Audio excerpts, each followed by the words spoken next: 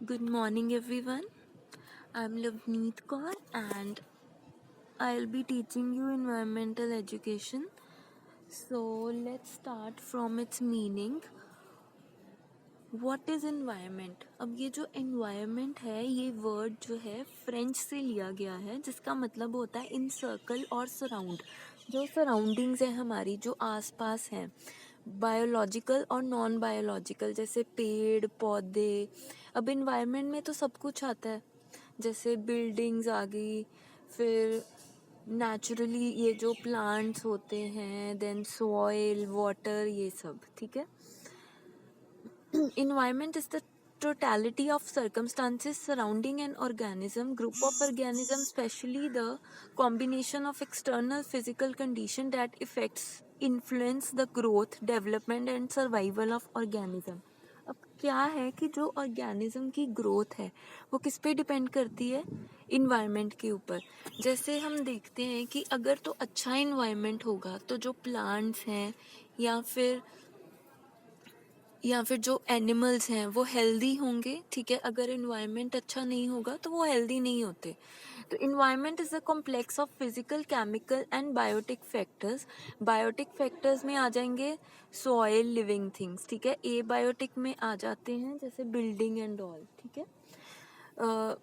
तो हम रीड करते हैं फिर से. Environment is a complex of physical, chemical and biotic factors such as climate, soil and living things that act upon an organism or ecological community and ultimately determine its form and survival.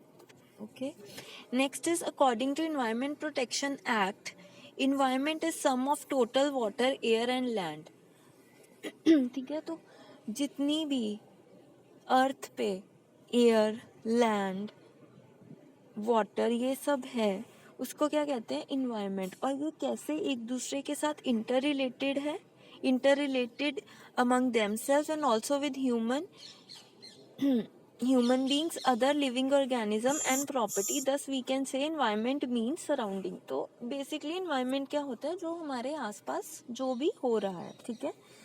Next is it involves 3 questions. What is surrounded? The answer to this question is living object in general and man in particular. अब अगर हम living objects में देखें तो living objects ही हैं हमारे environment में. Next is by what surrounded? किन चीज़ों के साथ surrounded है? क्या कंडीशंस हैं? ठीक है. The answer to this question which becomes environment that is sum total of condition surrounding the point in space and time. Where surrounded? कहाँ पे सराउंडेड है? अर्थ पे सराउंडेड है. ठीक है.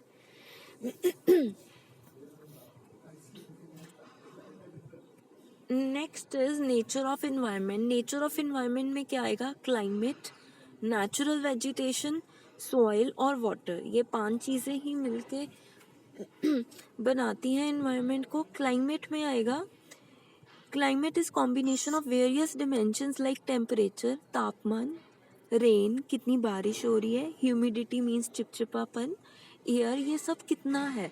Climate changes with respect to the place, situation, region and location. जैसे जैसे हमारी लोकेशन चेंज होती है तो क्लाइमेट चेंज होता है.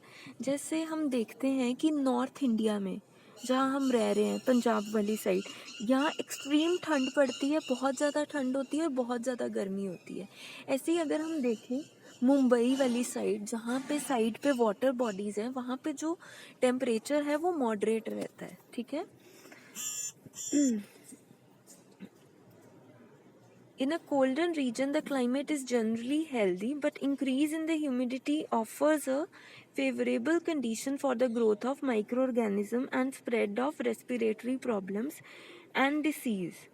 जैसे जैसे ह्यूमिडिटी बढ़ती है, ठीक है, उससे क्या होता है कि आपको सांस लेने में प्रॉब्लम आती है या ज़्यादा डिसीजेस फैल जाती हैं. ठीक है.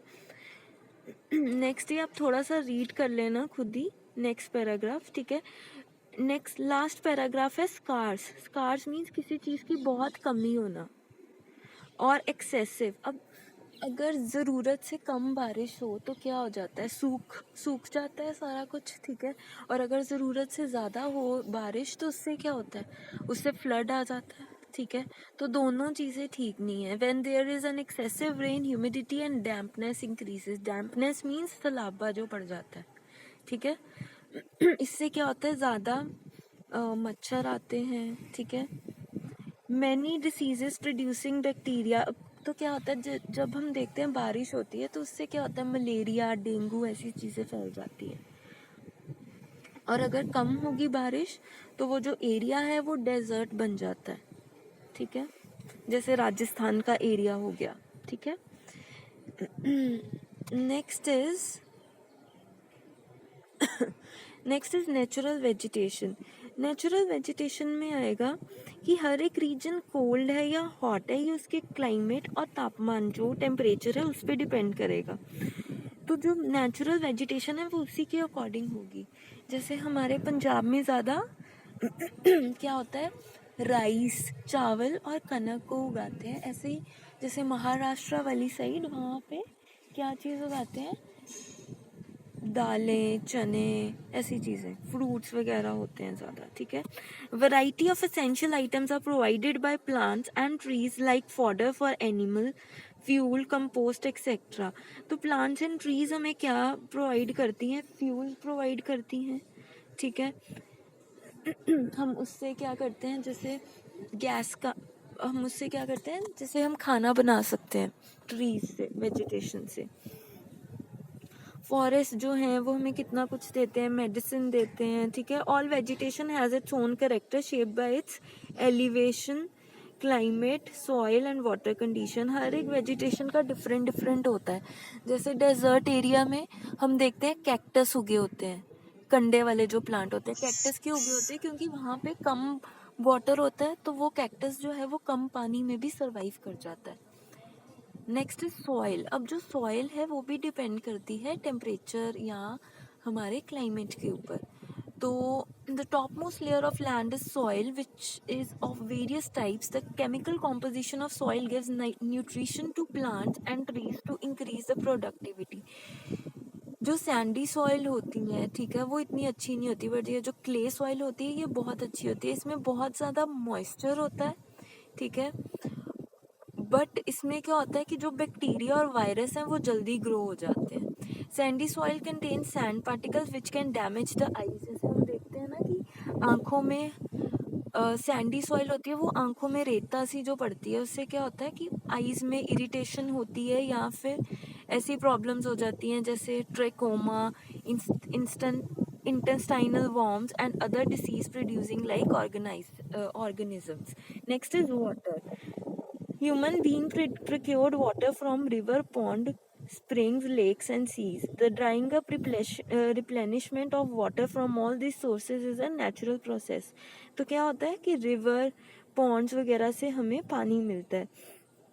तो ये कहाँ से सेव होता है, जब बारिश होती है या फिर अंडरग्राउंड वाटर, ये सब हम यूज़ करते हैं काफ़ी काम के लिए, हाउस होल्ड पर्पसेस के लिए यूज़ करते हैं, या फिर ये पानी जो है फायर एक्सटिंग्विशर यूज़ करते हैं, या होटल्स, पार्क्स, हर एक जगह पानी यूज़ होता है। आपको पता है पानी के बिना लाइफ इज़ इम्पॉसिबल।